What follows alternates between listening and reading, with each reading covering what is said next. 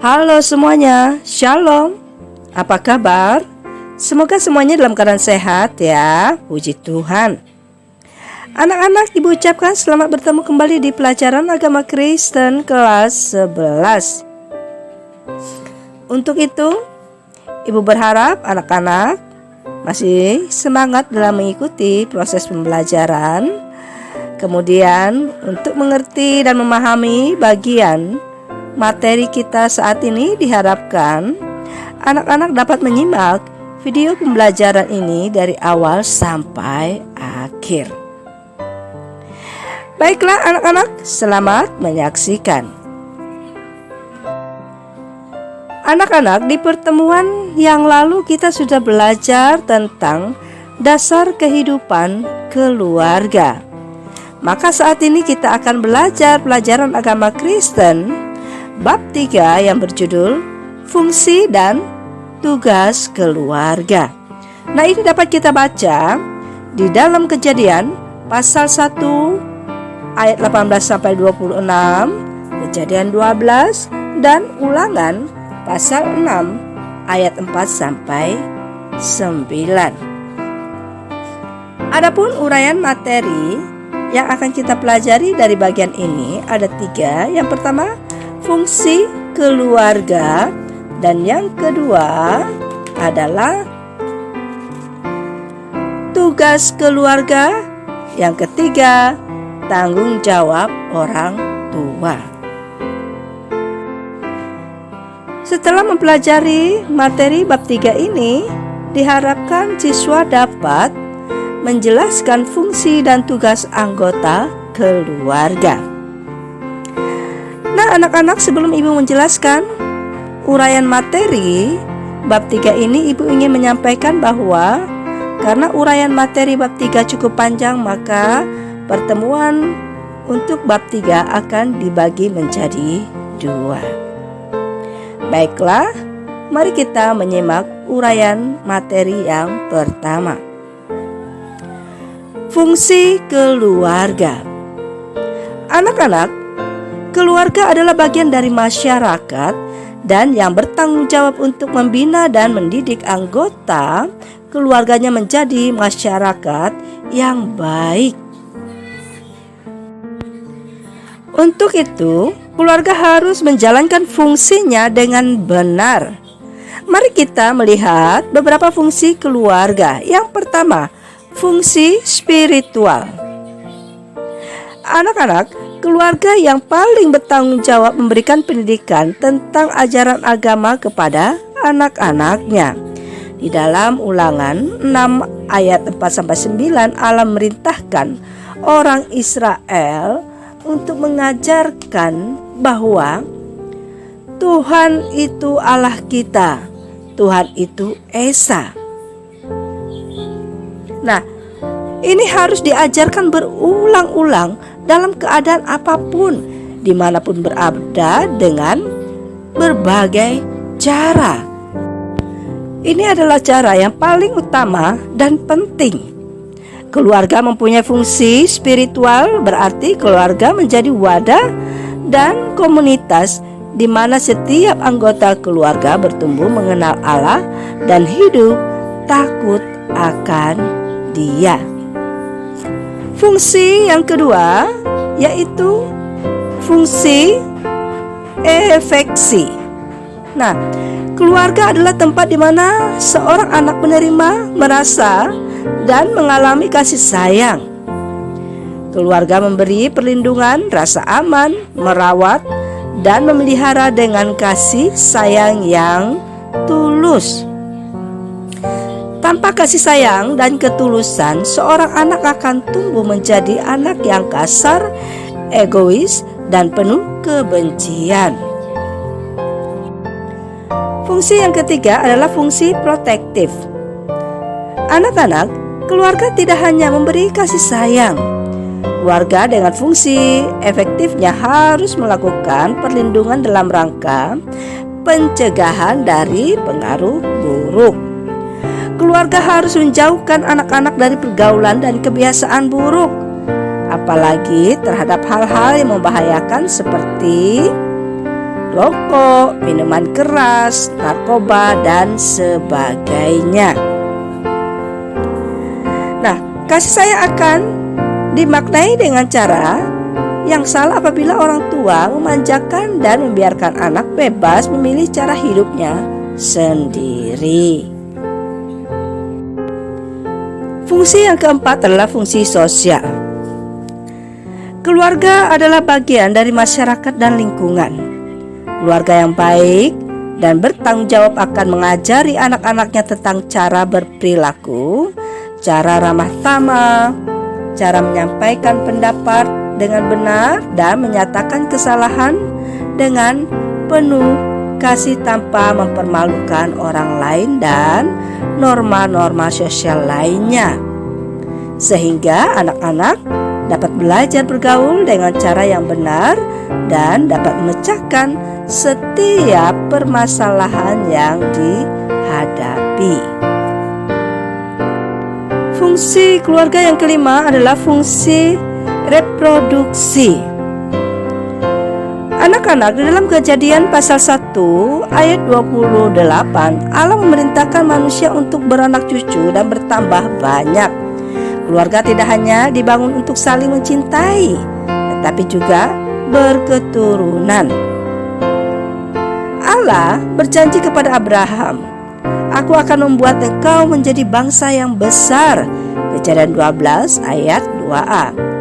Meskipun Abraham hanya mempunyai satu orang anak, yaitu Ishak, sampai kematian menjemputnya, anak-anak harus lahir di dalam keluarga yang saling mencintai dan menghendaki kehadiran mereka dengan sukacita. Fungsi yang keenam adalah fungsi edukasi. Anak-anak, keluarga merupakan wadah pertama dan paling utama dalam pendidikan anak. Ulangan 6 ayat 4-9 menekankan bahwa bangsa Israel dalam hal ini, para ayah atau orang tua mempunyai kewajiban memberikan pendidikan itu kepada anak-anaknya dengan berulang-ulang tanpa bosan dan lelah. Nah, sekolah dan lembaga pendidikan lainnya hanya sebagai mitra yang menguatkan dan mengembangkan potensi anak. Yang terutama adalah keluarga, sebab di sanalah fondasi pertama diletakkan. Fungsi yang ketujuh yaitu fungsi ekonomi. Keluarga bertanggung jawab menafkahi semua anggota keluarganya. Orang tua bekerja keras agar dapat memenuhi semua kebutuhan anak-anak dalam segala bidang atau aspek kehidupan. Nah, selain itu, keluarga perlu mengajari anak-anak tentang pentingnya disiplin terhadap keuangan dan bagaimana cara melakukannya. Orang tua perlu meneladankan cara mengelola keuangan sebagai berkat dan milik Allah. Mencukupkan diri dengan apa yang ada. Mengembalikan kepada Tuhan dalam bentuk persembahan dan persepuluhan serta hidup berorientasi bukan kepada uang atau materi, melainkan kepada sumber berkat, yaitu Allah. Uraian materi yang kedua yaitu tugas keluarga. Anak-anak, di dalam Kejadian pasal 1 ayat 27-28 mengatakan, "Maka Allah menciptakan manusia itu menurut gambarnya. Menurut gambar Allah diciptakannya, dia laki-laki dan perempuan diciptakannya mereka. Allah memberkati mereka, lalu Allah berfirman kepada mereka, beranak cuculah dan bertambah banyak, penuhilah bumi dan taklukkanlah itu. Berkuasalah atas ikan-ikan di laut dan burung-burung di udara dan atas segala binatang yang merayap di bumi." Dari firman Tuhan yang baru saja kita baca, ada beberapa hal yang akan kita pelajari. Yang pertama, beranak cucu dan bertambah banyak. Salah satu tugas manusia dalam kehidupan keluarga adalah berketurunan untuk meneruskan kehidupan di bumi. Allah menjanjikan keturunan yang banyak seperti bintang di langit dan pasir di laut kepada Abram.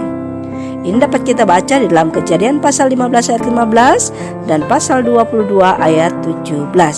Jadi Allah mengaruniakan anak-anak dalam keluarga dan memberkati tumbuh kembang setiap anak.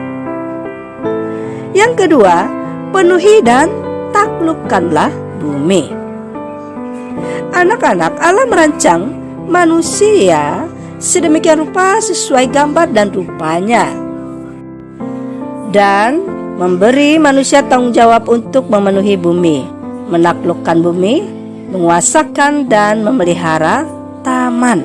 Nah, memenuhi bumi artinya manusia diberi tanggung jawab untuk memiliki keturunan yang diperoleh dari suami istri dari pernikahan kudus di hadapan Tuhan. Taklukkanlah bumi mengandung makna yang sangat dalam. Allah memberikan amanat kepada manusia untuk mengusahakan dan memelihara bumi demi kesejahteraan dan demi kelangsungan kehidupan di seluruh alam semesta. Yang ketiga, menjadi rekan sekerja Allah. Setelah kejatuhan manusia ke dalam dosa, Allah terus bekerja dan berkarya untuk menebus manusia dari dosa dan menyelamatkan mereka dari maut. Mengapa? Sebab sejak awal Allah menempatkan keluarga sebagai rekan sekerjanya. Adam diberi tugas untuk menamai binatang-binatang yang telah diciptakan, Kejadian 2 ayat 19 sampai 20. Nah, Hawa ditempatkan sebagai penolong bagi Adam. Mereka bersama-sama mengusahakan dan memelihara taman.